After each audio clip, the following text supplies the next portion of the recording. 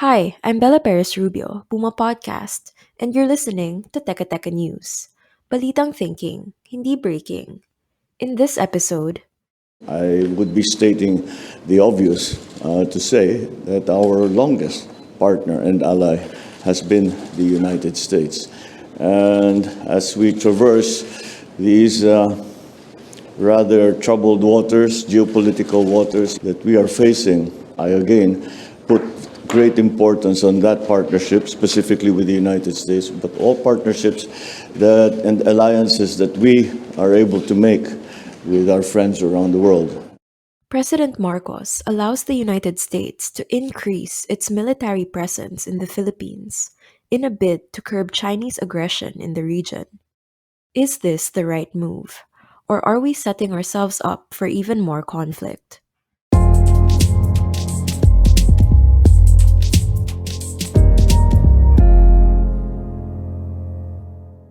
And we're pleased to announce today that President Marcos has approved 4 new EDCA locations.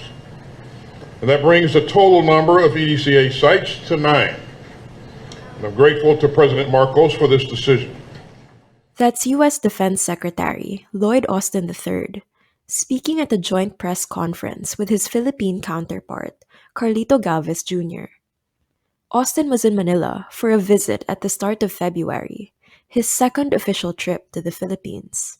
It is not about permanent basing, but it is a big deal. It's a really big deal in that, it provides us the opportunity again to interact a bit more in an effective way. The high-level visit has paid off, at least for Washington. During our meeting, we took stock of priority areas, including the full implementation of the Enhanced Defense Cooperation Agreement, or EDCA, by completing the ongoing projects as well as the agreement to designate new sites where EDCA agreed locations may be developed. That's newly appointed Defense Secretary Galvez speaking at the same press conference. Again, access to 4 additional bases would mean that the American military will soon have 9 sites in the Philippines, sites which they can freely access and build on. The 5 existing sites under EDCA are in Cebu, Cagayan de Oro, Nueva Ecija, Palawan, and Pampanga. These efforts, which we hope to jointly undertake, is in line with the guidance of President Ferdinand Marcos, and that is for the Defense Department to make sure that not an inch of our nation's territory will be lost, and our people's safety and security will be ensured by the strengthening our diplomatic relations with our allies, preserve peace, and create a stable international environment in the Asia-Pacific region. That the U.S. Defense Secretary came here to negotiate and sign the deal himself tells you how important this was to Washington. But why? It was obviously a preparation for any contingency in the Taiwan Straits, no? And EDCA bases are basically logistics hub.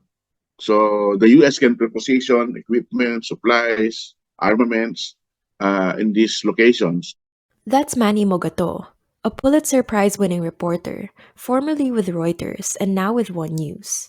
He's covered national defense since 1987. For the record, neither Galvez nor Austin has divulged the locations of these 4 new sites.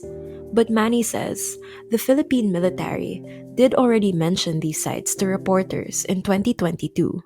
Nung last year, around September, the new locations were actually discussed during the Mutual Defense Board meeting in Hawaii. There was also a meeting between Austin and the former USEC, Jose Faustino, in Hawaii. And during that meeting, General Bartolome Bacaro, who is the chief of staff at that time, told us 5 locations at that time. No, one in Zambales, one in Palawan, one in Isabela, and 2 in Cagayan. No, apparently this was changed, no, to 4 after the Foreign Ministry and the Defense Ministry met last month in a bilateral security dialogue in Manila. No? So doon na finalize yung 4. Although alam na natin kung saan yon, ayaw lang i-discuss kasi yun nga medyo sensitive because of the opposition of the governor of Cagayan.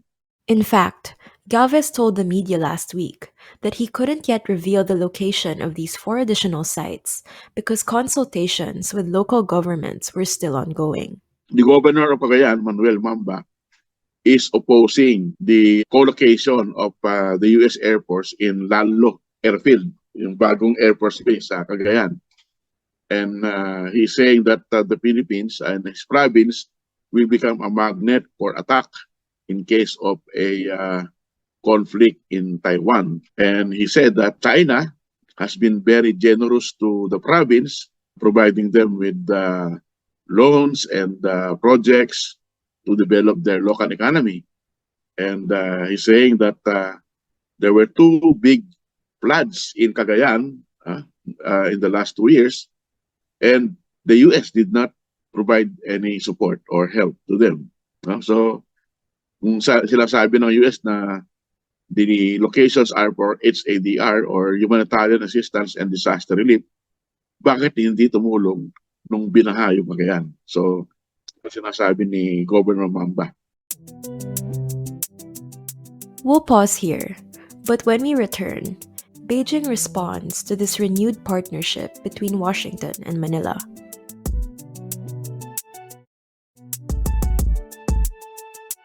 The official press release from Washington stated that the four new military sites are for more rapid humanitarian and disaster relief support. But everyone says that's just a front. Last month, there was a four-star American general who predicted that there could be a conflict between the US and China over Taiwan by 2025. No? Kasi nag-i-increase na yung tension since the visit of former US Speaker Nancy Pelosi in Taiwan in August last year. So tuloy-tuloy yung operations ng China, tuloy-tuloy yung drills nila around Taiwan, and tuloy-tuloy din yung waves and waves of aircraft to test the readiness of Taiwan. So na-feel ng Amerika at ng Taiwan na baka kunin yung China and Taiwan like what Russia did sa Ukraine. So they are preparing for that. And so Beijing took offense as well. The Chinese embassy in the Philippines released a statement shortly after the sites were announced. It accused the US of escalating tension and undermining peace and stability in the region. China also said it hopes the Philippines, quote unquote, resists from being taken advantage of and dragged into troubled waters. And if these four new EDCA sites are indeed the same ones Manny identified, then that proximity to Taiwan is crucial. The US military is known for preparing for any contingencies. So hinanda talaga ng US na maglagay ng logistics base sa Pilipinas because malapit lang yung Pilipinas sa Taiwan at sa South China Sea.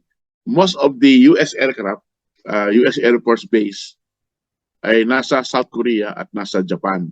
So kung may gulo o may emergency, malayo ang liliparin ng mga aeroplano. Normally, it takes 3 to 4 hours for a jet to fly from Tokyo to Manila. So matagal. Kung nandiyan ka na sa norte, sa Lalo, at nasa Basa Airbase ka na, madali na. Isang oras lang yan, wala pa. Ilang minutes lang, nandun ka na sa area. So yan yung importansya ng mga EDSA locations. But Cagayan Governor Mamba isn't the only one worried about us getting dragged into a conflict over Taiwan. Lawmakers from the Makabayan bloc in the lower house are staunchly opposed to expanding EDCA and even called for the entire Mutual Defense Treaty with the US to be scrapped. It was just some 3 decades ago that we booted the Americans out of their permanent bases in Subic and Clark. It's why both Austin and Galvez have been careful to call them EDCA sites and not bases. It's worth noting that there are other parts of this agreement that are disadvantageous to the Philippines as well. In the 1990s, when the US had two large US bases here in Clark and Subic, they were paying $200 million as rental. No? But under EDCA, lahat yan libre. They can bring in their equipment, whatever goods they bring in, tax-free. So, lugi tayo dyan. Wala silang binabayad. Although, ang pakinabang lang is they're doing a lot of construction. Now, the total is about $82 million, yung 5 existing locations. Yung 4 locations, di pa alam kung magkano yung spending ng military dyan, ng US. But veteran defense reporter Manny Mogato says that regardless of EDCA, getting dragged into a conflict over Taiwan, if one ever erupts, is all but inevitable. If you listen to DFA and DND, they said that the US presence in our country is a deterrent to Chinese aggression. But Taiwan is a different case. Kasi China considers Taiwan as a renegade province. Ang kanila to amin to. So talagang kukunin namin yan, whether you like it or not. So when the time comes, US will be dragged into a conflict because they will defend Taiwan. And because we have a mutual defense treaty since 1951, we are obliged to support the Americans. So whether you have EDCA or not, because of the MDT, talagang kasama na tayo dyan sa gulo sa Taiwan. And with this, President Marcos makes clear which way his foreign policy will lean. And again, I have always said that it seems to me that the future of the Philippines, and for that matter the Asia Pacific, will always have to involve the United States, simply because those partnerships are so strong and so historically embedded in our common psyches that it can only be an advantage to both our countries. And that was today's episode of Teka Teka News. Again, I'm Bella Perez Rubio. This episode was produced by Kat Ventura and edited by Mark Casillan. If you like this episode, share it with a friend or two. And don't forget to give it a 5-star rating on your podcast app. It really helps get the word out about our show. At para sa mga mahilig manood sa YouTube, Puma Podcast na rin po kami doon. Just search Puma Podcast and subscribe to our channel. Thanks for listening.